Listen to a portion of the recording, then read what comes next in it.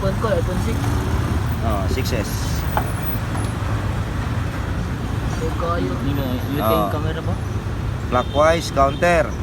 Guys, ito po yung kuha natin ha. Paano po pag rewind ng stator ng electric fan. Ito po yung tinatawag na running winding ha. Running yan. So, ganito po yan oh. Ito oh, clockwise yan oh. Tapos itong isa naman, counter. Ganon din sa kabila, clockwise, counter. So, ipapasok natin ha. Ganito po kami nagre-rewind sa isang electric fan na sunog ang motor. Dito po yan sa AB Electrical Services. Dito lang po yan sa Zamboanga City, mga ka-idol. Dito po sa located sa Canilar.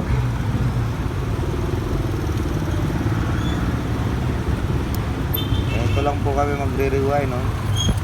Dandahan lang po ang pagpasok. Kailangan sa lahat. Each dalawa, yung may lakbang niya dalawa. Alin? Yung dalawang ito.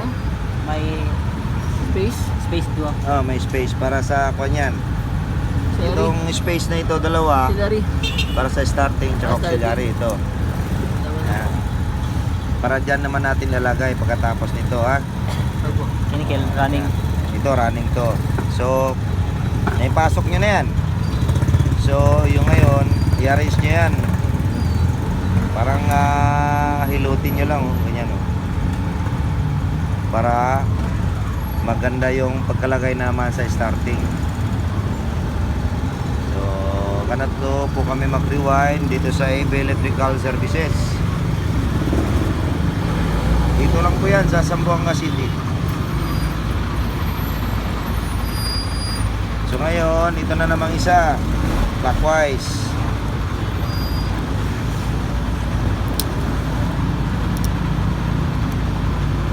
So ganito lang po yan. Pasok natin ang dandahan.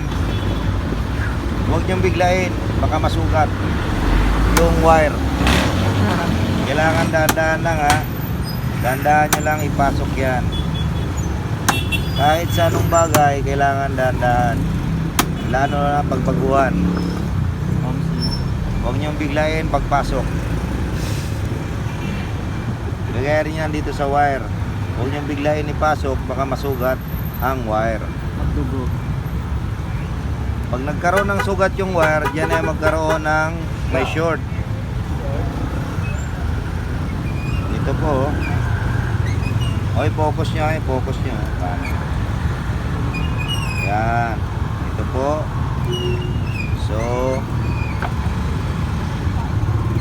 ngayon ko lang pinapakita kung paano. Yan, ipasok na. So ngayon, ganun pa rin. I-arrange nyo, tsaka hilutin yung wire. Ayan o, para may alawan siya o. Para yung starting dito. Ganun na rin, yung kabila. So huwag kayong matakot mag-rewind. Ito ang tinatawag na running winding.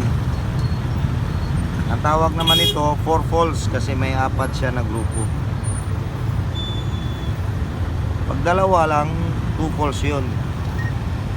Sa mga 2 poles, usually ginagamit yan sa mga sander, grinder, Blender. barena, yun, mga blender. Yan.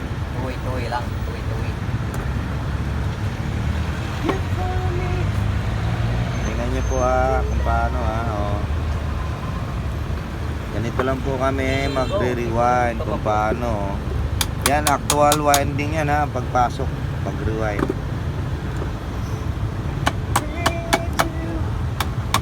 So sa lahat ng mga kabataan bilang isang expat, kailangan matuto kayo magano to ng mga rewinding. Yung mga nasa-sentro dito, hindi lahat na nakatalikod. Hindi lahat ng mga bagbag yan, pinaya sa likod likuran. Gaya din ako. Alam nyo kasi, may lagi dumadaan dito na sako-sako. Okay. Baka mapasa ko yan. Ayan po. Oh, ayan na. Ayan ang running, oh.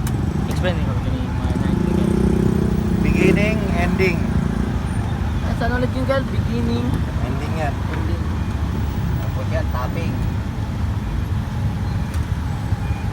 Sa nickel oh. Clockwise. Ah, oh. Clockwise daw yun.